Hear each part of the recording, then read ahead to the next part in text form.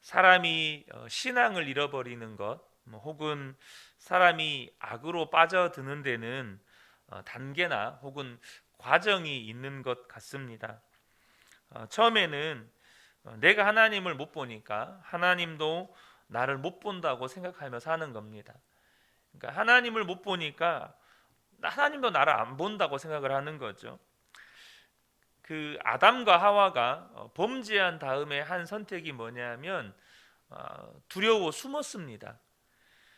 그러니까 하나님으로부터 숨을 수 있다고 생각을 한 것이죠. 자기가 하나님을 안 보면 하나님도 못 보는 줄로 생각을 하는 것입니다.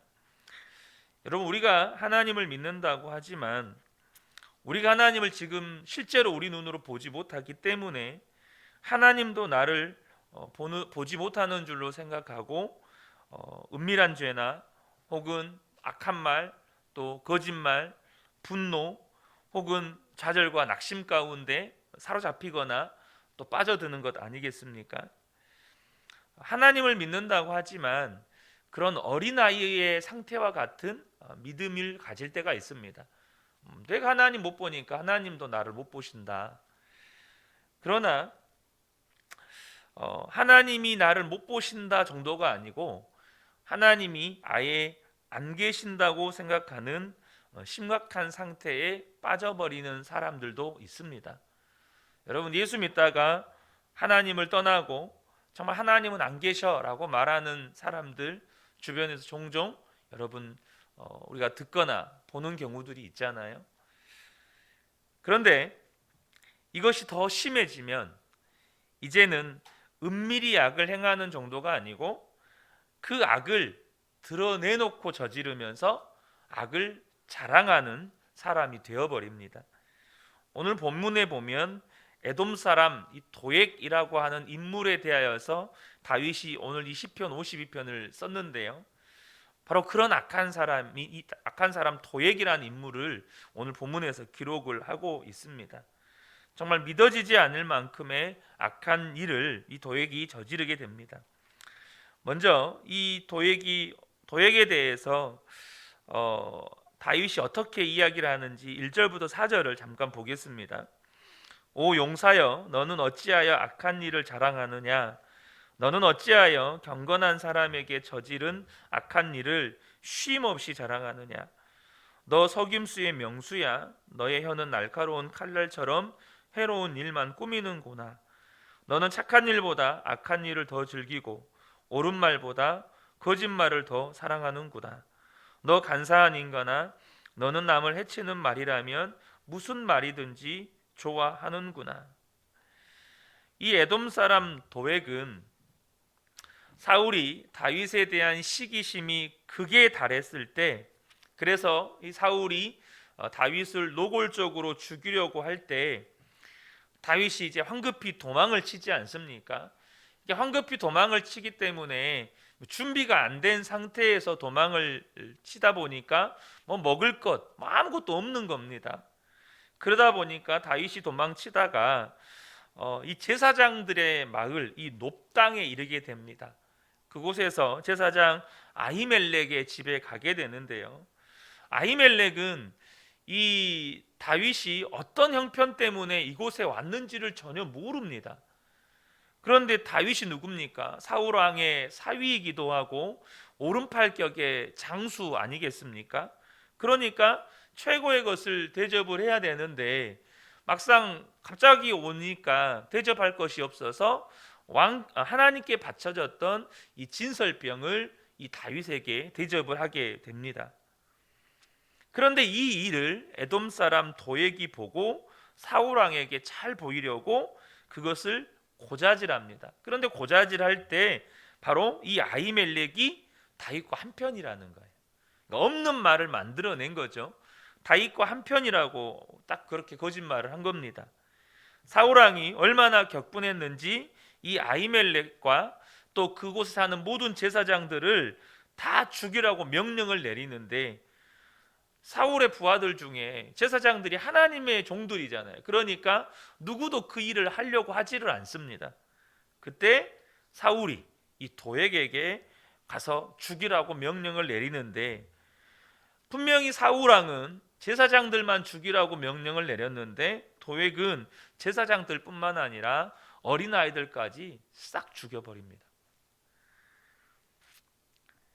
이런 끔찍한 일을 저지른 사람이 도액이고, 이 도액이라고 하는 악한 사람을 대상으로 해서 이 시편 52편이 기록이 되었습니다. 우리가 살다 보면 이렇게 끔찍한 일을 저지르는 사람들을 보게 됩니다. 그렇게 멀리 있었던 일도 아니죠. 1980년 5월에 광주에서 그런 일들이 있었습니다. 지금도 미얀마에서 권력을 잡으려고 하는 군부들에 의해서 수백 명이 학살되고 있죠. 여러분, 완전히 전쟁터 아니겠습니까? 자기 국민에게 이제는 로켓포와 박격포까지 쏴서 사람들을 학살하는 일들이 벌어지고 있다는 소식을 듣게 됩니다. 여러분, 사람이 어떻게 이렇게 악해질 수 있을까요?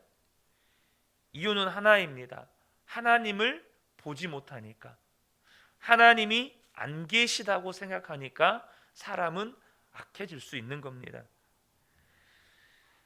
우리가 하나님을 믿는다고 하지만 실제로 하나님을 바라보는 믿음이 없을 때가 많습니다. 우리가 예배당에 앉아 있을 때, 그래서 기도하거나 찬양하거나 말씀을 들을 때는 하나님을 바라보는 것 같습니다. 자기 스스로도 지금 은혜 받으려고 하니까, 자기 스스로도 지금 하나님 앞에 그래도 기도하려고 하고 찬양하려고 하니까 태도부터가 달라집니다. 그런데 우리가 삶의 현장으로 나아가면 언제 하나님을 바라봤냐는 듯이 말투부터가 달라질 때도 많습니다.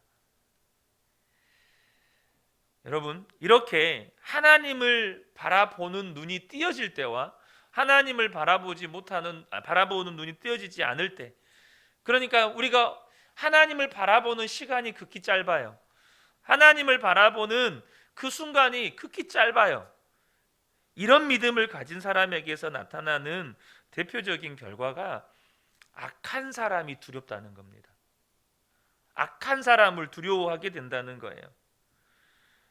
여러분, 내 눈에 하나님이 안 보이니까 지금 하나님을 보지 못하는 사람이 세상에서 득세해서 정말로 수많은 사람들을 학살하고 오히려 그 사람이 권력을 잡고 기세 등등해 있는 그 모습을 보면서 하나님을 바라보는 믿음의 눈이 없는 사람들은 두려워하게 된다는 거예요. 여러분, 우리는 하나님을 믿는 사람입니다. 그러니 세상에서 악한 사람을 만나도 무서워할 이유가 없지요. 그런데도 하나님을 믿지만 세상에서 살다가 악한 일들을 자랑하고 자기가 악한 계획을 가지고 있다고 만천하에 공개하고, 그러면서 조금도 부끄러움도 없고, 그러면서 세상에서 활개치고 살아가는 사람이 무섭다면 아직 내가 하나님을 바라보는 눈이 온전히 띄어지지 않은 겁니다. 그 사람을 슬슬 피하고 비위 맞추고 하나님의 뜻대로 행할 줄도 모르고 믿음대로 살지 못하게 되는 것이죠. 여러분, 저와 여러분이 정말 하나님을 믿고 있는지 점검해 볼 수 있어야 합니다. 만약에 사랑하는 아내나 남편이 혹은 자녀들이 이제는 하나님 뜻대로 살겠습니다, 이제는 내가 정말로 하나님이 부르신 그 부르심의 길로만 가겠습니다 라고 말을 할 때 우리 안에 기쁨이 있는지 혹은 우리 안에 염려가 있는지,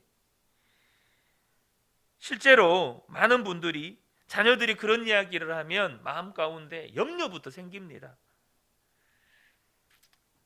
악한 사람이 활개치는 것은 선명하게 보이는데 역사를 주관하시는 하나님, 심판하시는 하나님은 내 눈에 선명하게 보이지 않기 때문이죠. 우리는 분명히 드러낼 정도로 악을 저지르는 사람, 우리가 저지른 악을 자랑하는 사람, 그런 악인들 아닙니다. 그러나 우리 안에 그런 악한 사람들이 세력을 얻고 득세하고, 그래서 세상 가운데에서 막 활개치고 다니는 모습들을 보면서 또 그 사람이 나에게 직접적인 어떤 영향력을 행사할 수 있는 사람인 것 때문에 마음 가운데 두려움이 있다면 그 사람이나 나나 영적으로 뿌리는 똑같다는 겁니다. 무슨 말이냐면 하나님을 믿는다고 하지만 하나님을 바라보는 믿음의 눈이 내게도 없다는 겁니다. 하나님 나라를 바라보는 믿음의 눈이 내게는 없는 거예요. 여러분, 우리가 이 세상을 사는 동안에 악한 사람이 무섭다면, 그 악한 사람이 나에게 어떤 직접적인 영향력을 행사하는 것이 무섭고 두렵다면, 여러분, 우리 믿음을 점검해 볼 필요가 있는 겁니다. 오늘 본문의 다윗의 믿음이 대단한 이유가 지금 다윗은 이 도액으로 인해서 엄청난 어려움에 빠져 있다는 거예요. 그런데도 다윗은 두려워하지를 않습니다. 다윗 때문에 자기를 도왔던 아히멜렉을 비롯해서 그 높당에 있는 사람들이 수없이 많이 학살이 된 거예요. 여러분, 얼마나 두렵겠습니까? 얼마나 가슴이 찢어지겠어요? 그런데 다윗이 두려워하지를 않습니다. 오히려 다윗이 두려워한 건 이거였습니다. 6절을 보면 다윗이 두려운 마음을 가지고 있었다고 표현을 하거든요. 6절에 보면 의인이 보고 두려워하며, 근데 이 두려워했다는 말은 도액을 두려워했다는 말이 아닙니다. 오히려 두려운 마음을 가지고 그 도액을 비웃었다고 이야기하는 거예요. 그럼 다윗이 두려워했던 건 뭘까요? 5절에 보면 하나님께서 너를 넘어뜨리고 영원히 없애버리실 것이다. 너를 장막에서 끌어내어 갈기갈기 찢어서 사람 사는 땅에서 영원히 뿌리 뽑아 버리실 것이다. 그러니까 다윗이 두려워한 건 이 도액을 두려워한 것이 아니고 도액을 심판할 하나님을 두려워한 거예요. 이것은 무엇을 말하는 겁니까? 다윗의 눈에는 심판자이신 하나님이 보이는 거예요. 다윗은 늘 자기 눈앞에 심판하시는 하나님을 바라본 것입니다. 그러니까 악한 사람 이 도액을 무서워할 필요가 없었던 것이죠. 오히려 그 사람이 불쌍했을 뿐입니다.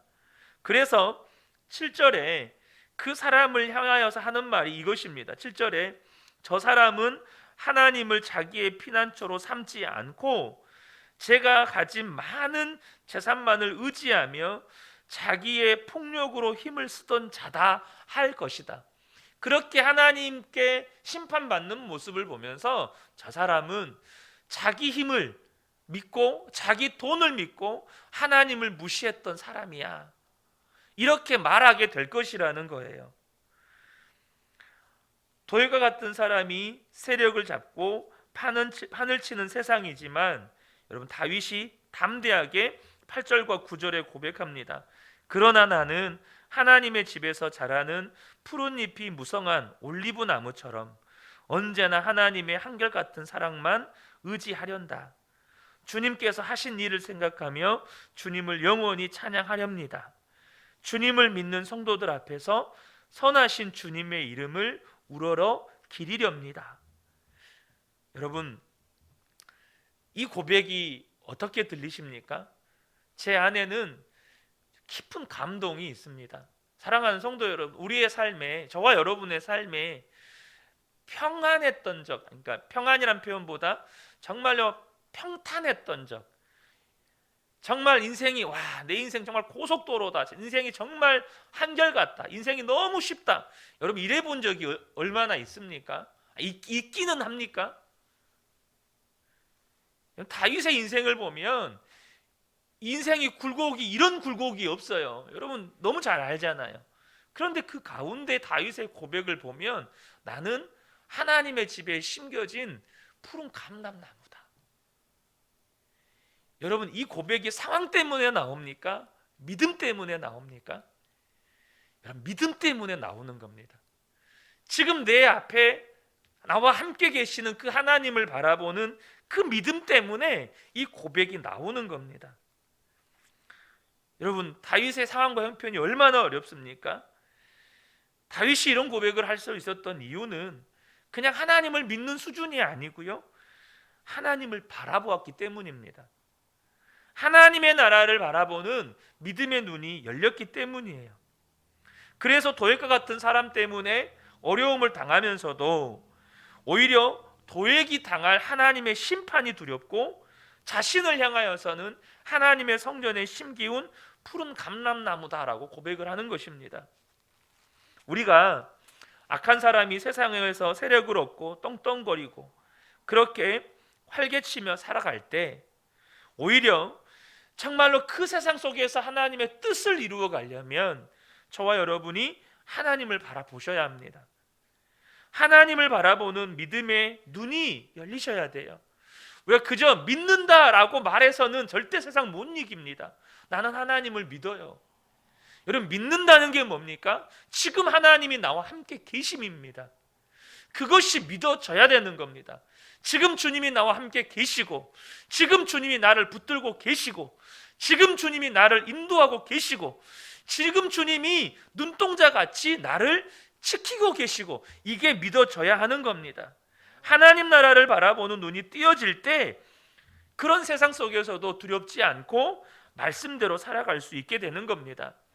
열왕기하 6장에 보면 잘 아시는 내용이에요. 아람 군대가 엘리사 한 사람을 죽이기 위해서 엘리사가 살고 있는 이 도단성을 완전히 뺑 둘러 포위합니다. 엘리사의 종이 아침에 일어나서 나가 딱 봤는데, 여러분, 그 많은 말과 병거와 군대가 이 성을 둘러싸고 있는 거예요. 얼마나 놀랐던지 엘리사에게 뛰쳐가서 이 소식을 알립니다.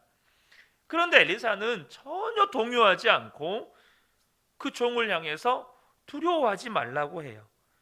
두려워하지 말라고 한 이유가 뭡니까? 열왕기하 6장 16절에 보면 두려워하지 말라.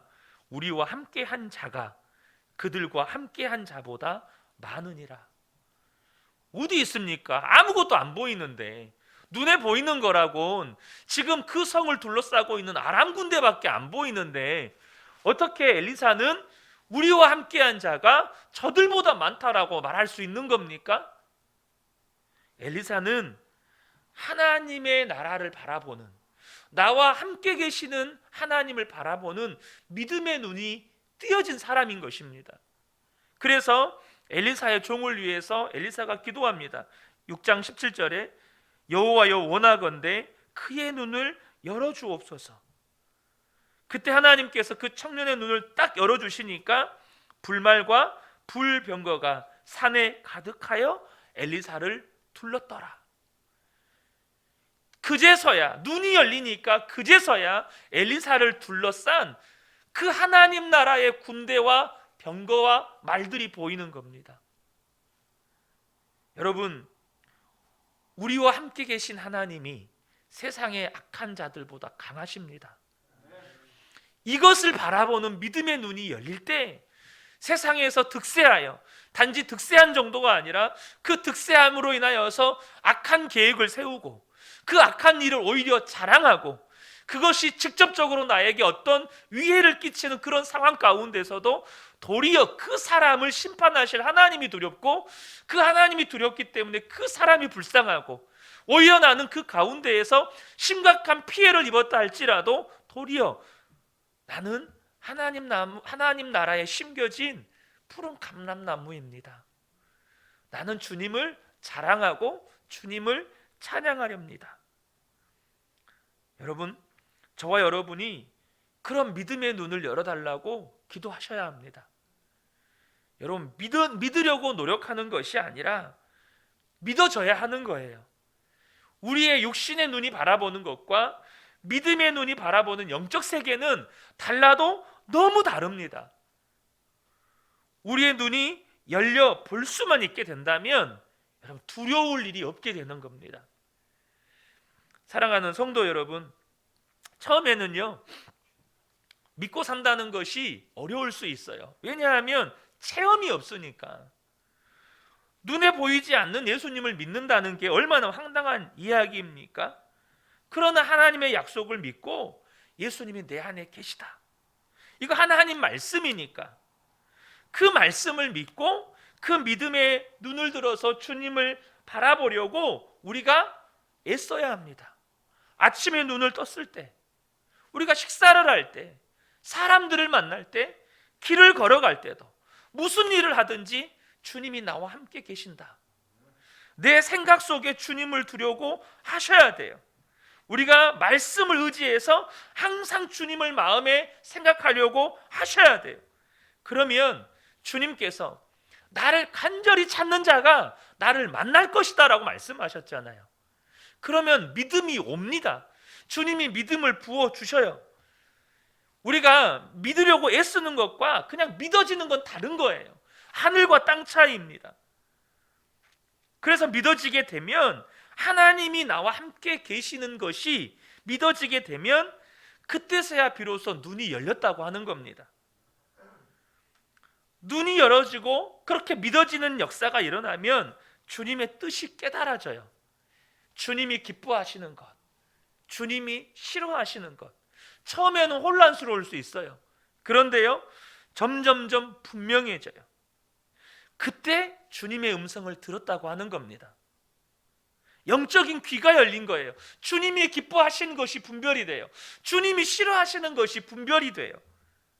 그것이 이따금 일어나는 게 아니고, 여러분, 자주 일어날 때 주님과 친밀해졌다고 하는 겁니다. 주님이 나와 함께 계시는 것이 자꾸 생각나고, 주님이 믿어지고, 주님이 무엇을 원하시는지가 깨달아지는 역사가 자주 일어나게 되면 그것을 주님과 친밀해졌다고 하는 거예요. 주님과 친밀해지면 나는 변화되는 겁니다. 세상이 달리 보이고, 그렇게 무섭던 사람의 악한 사람이 그 계획을 자랑하고 세상 사람들에게 그걸 떵떵거리면서 살 때 그게 무섭지가 않은 겁니다. 왜요? 주님을 바라보는 눈이 띄었으니까. 하나님이 지금 계속해서 저와 여러분에게 말씀하시는 것이 주님이 우리와 함께 하신다는 겁니다. 그리고 그 주님을 바라보는 눈을 떠야 한다는 거예요. 저는 이 새벽에 함께하는 우리 모든 성도님들이 나와 함께 계시는 주님이 믿어지고, 그래서 그 눈이 뜨여져서 세상에 악인들이 득세하고 그것이 나에게 어떠한 위해를 가할지라도 도리어 그 사람이 불쌍해지는 그런 담대함, 도리어 하나님이 나와 함께 계심 때문에 여전히 내 마음은 평안하고 하나님께 찬양과 감사를 올리게 되는 그런 믿음의 삶을 살아가시게 되시기를 주님의 이름으로 축복합니다. 아멘. 기도하겠습니다.